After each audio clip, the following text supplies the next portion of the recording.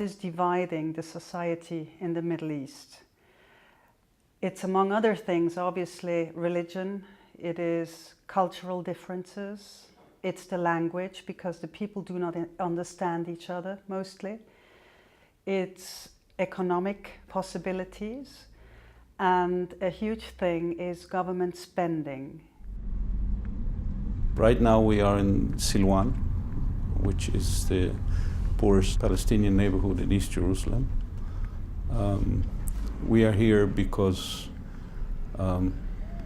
there's a great need for community services in almost all areas of education, health, social welfare, recreational services. There's a lack of everything. I work with a Palestinian colleague. We work together both in Palestine and in Israel. And we are working in an area which can be described as a war zone. Every moment and everything we do has to be carefully considered and planned and executed. And the fundamental challenge here is that there is no trust on anybody's part.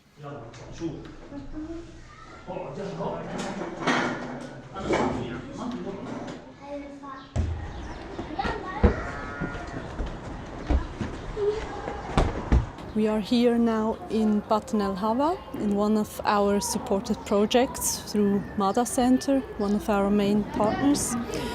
We work together with Madaa Center for several years, and here in Batn El Hava we opened up a new community center for children to spend their time after school, or even if they are younger, they can come here, play, they are doing courses.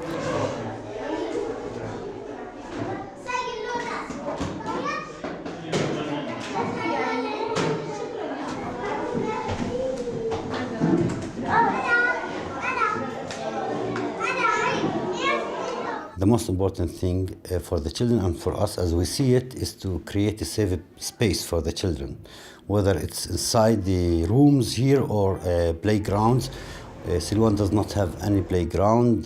We established this one, or we did this one a few years ago. So the safe place is needed for the children, and to get them away from the violation that it's this village.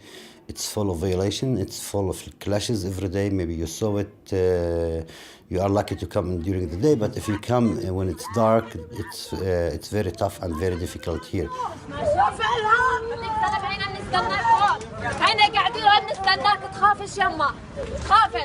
We have the psychologist supporting the children, especially those who are under pressure that they lost their houses, that they got demolishing, their house was demolished, or those who were arrested, even if they were arrested 5 minutes. Because in my understanding, if you want me to destroy a child, give it to me 5 minutes and I can destroy his life.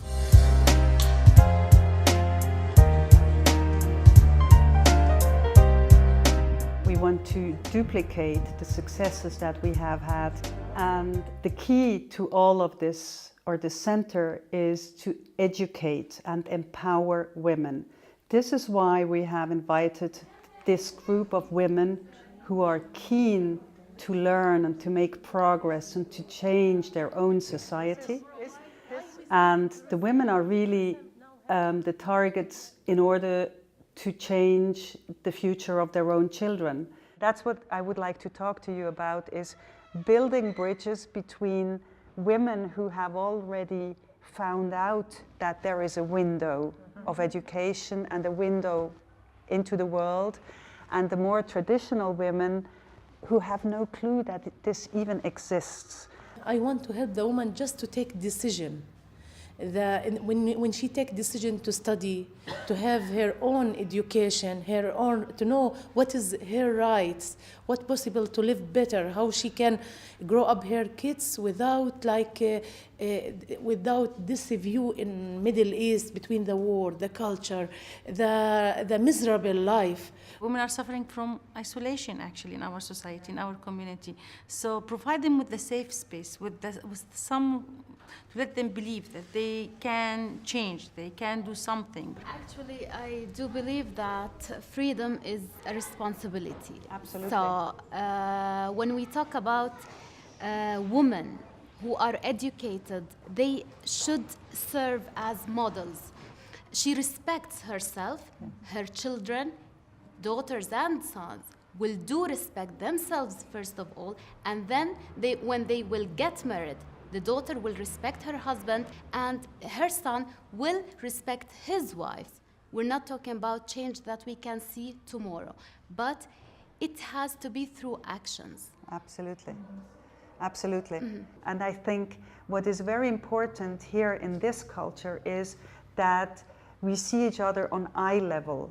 The man is not superior. I'm always hoping to focus with women on themselves. That also you, as a human being, you deserve to be better. My children is my first priority, I know, but first me. In Arabic, إحنا هون. We are here. As a woman from Jerusalem, we are here. I can tell you from experience here in the Middle East, but also from Africa, South America, Asia, women are the backbone of the world. And here example, here example, here example. I am simple example.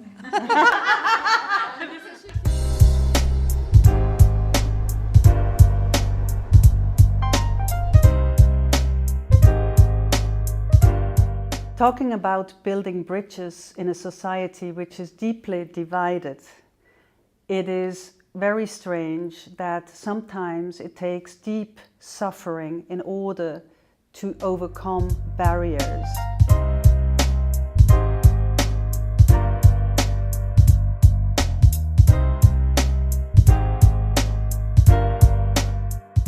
Cancer doesn't care if you're black or you're white. Cancer doesn't care if you're Christian or you're Jewish or you're Muslim.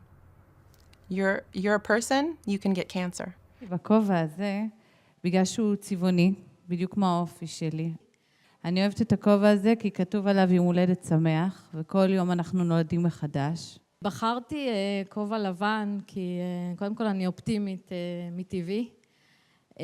שוליים רחבות, שזה אני חושבת הכתפיים הרחבות שצריך לפתח במחלה הזאת.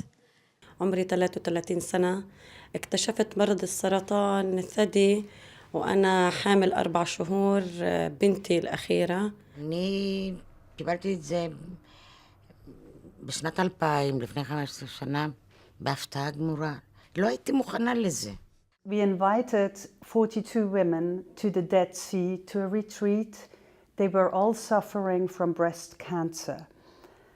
And it's a sad thing that it takes such a potentially dangerous illness to overcome barriers. But it shows how smart women are and that they clearly overcome the worst barriers, because we had Jewish, Muslim, Christian, Ethiopian women here, and they came together and found out at the very end of the day they're all very much the same.